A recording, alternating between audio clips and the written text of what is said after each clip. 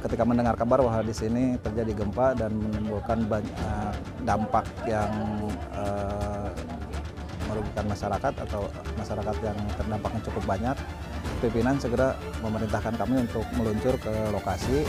Dengan itu kami sampai di lokasi sekitar jam 5 sore. Langsung kami melakukan asesmen. Saat itu merapat ke BPBD Cianjur berkoordinasi. Setelah itu tim terbagi menjadi beberapa bagian.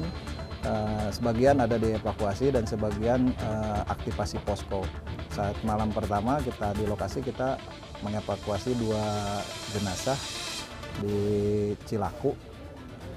Kita beres itu hampir malam, berkoordinasi sama BPBD setempat dan akhirnya posko digeser ke Pendopo.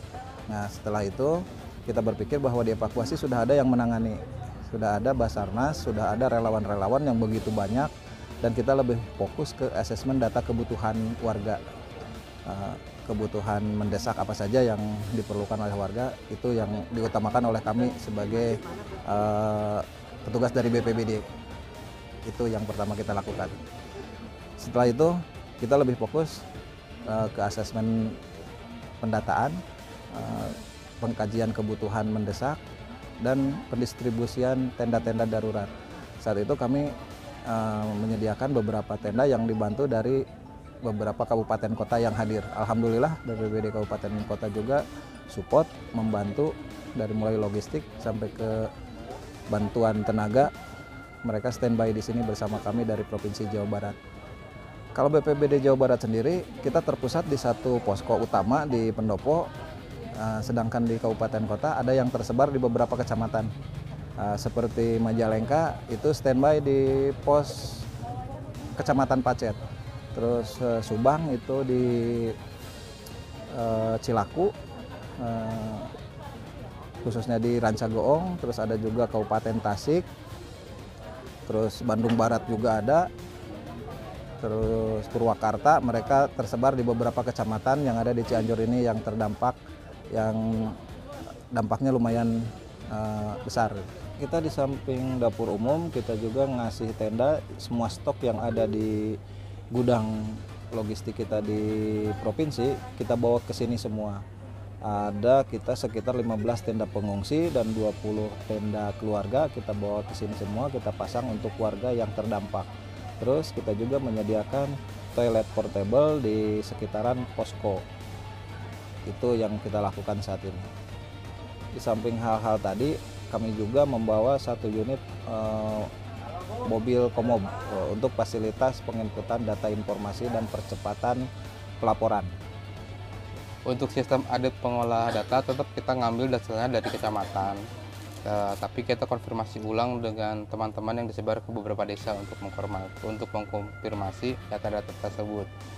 Untuk data meninggal kita tetap update dari Basarnas, dari Dinas Kesehatan dan juga Polres. Untuk kerusakan juga ada pengungsi itu sudah diupdate dan bisa disalin di BNPB sebetulnya.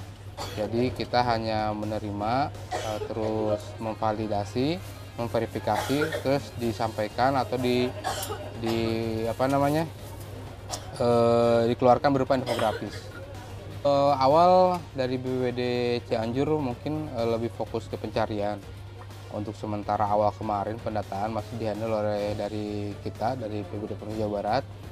Tapi untuk hari ke-5 sudah mulai ada distribusi perpindahan data, penyerahan data dari ke Kabupaten Cianjur. Di Kabupaten Cianjur juga dibantu oleh Diskominfo untuk penginputan data rekapitulasinya. Jadi mungkin secepatnya transisi data akan full diserahkan ke Kabupaten Cianjur. Kurang lebih sekitar 4.000 porsi. Kebetulan kita yang makanan yang dibuat kita distribusikan ke para petugas TNI, Polri, Basarnas maupun relawan lainnya. Untuk pendistribusian perwakilan relawan dari mereka itu mengambil sendiri ke dapur umum. Untuk menu sendiri tentatif tergantung bahan yang ada kita olah. Kalau untuk masak kita preparannya sekitar jam 3 pagi kita udah mulai mengolah masakan. Selesai kita jam 5 untuk prepare makan malam itu. Kalau pasok bahan makanan itu kita menggunakan bahan yang ada, pasokan dari donatur dari BPBD Cianjur, sekitar 5 orang kebetulan dari Provinsi Jawa Barat, dibantu sama warga lokal kayak Karang Taruna, Pramuka, maupun relawan lainnya. Untuk makan pagi sendiri diambilnya sekitar jam 7, jam 8. Untuk makan siang jam 12, jam 1, terus untuk makan malam jam 6. Nah, seperti biasa dalam kondisi darurat ini adalah perlindungan dan pakan. Kenapa demikian? Karena pada saat-saat seperti ini mereka sudah tidak bisa lagi menempati tempatnya. Baik itu karena rusak, hancur, atau mereka merasa masih trauma dengan kondisi yang pernah mereka alami, sehingga mereka lebih memilih berlindung kepada tenda-tenda pengungsian.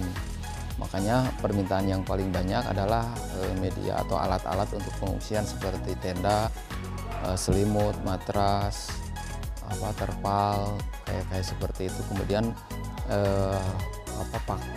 makanan logistik yang mereka butuhkan untuk dikonsumsi karena mereka belum bisa beraktivitas seperti biasa. Alhamdulillah logistik yang masuk ke gudang BPBD 2 ini atau Unilever ini, ex Unilever ini, dari beberapa wilayah baik itu di luar provinsi ataupun di dalam Jawa Barat sendiri. Terbanyak memang dari internal Jawa Barat. Seluruh kabupaten kota alhamdulillah sudah mengirimkan bantuannya, baik itu berupa tenda ataupun logistik ataupun personalnya. Dan di luar provinsi juga banyak seperti Padang, Banten, Jawa Tengah, Jawa Timur. Kemudian ya dari wilayah Aceh juga ada gitu.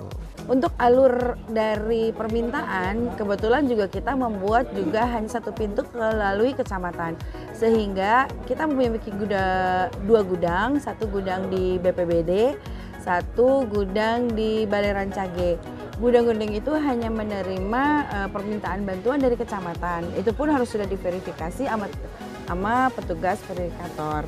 Nah, dari nanti kecamatan dia akan mengambil data dari desa, warga butuh apa saja. Data-data tersebutlah yang mereka rangkum dan diminta kepada gudang.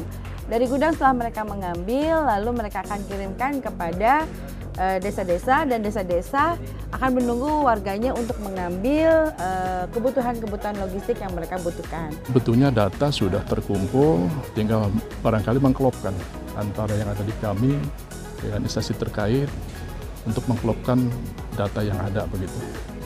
Yang jelas bahwa untuk kerusakan rumah, BNPB sudah mendata kerjasama dengan para mahasiswa, kurang lebih 400 orang.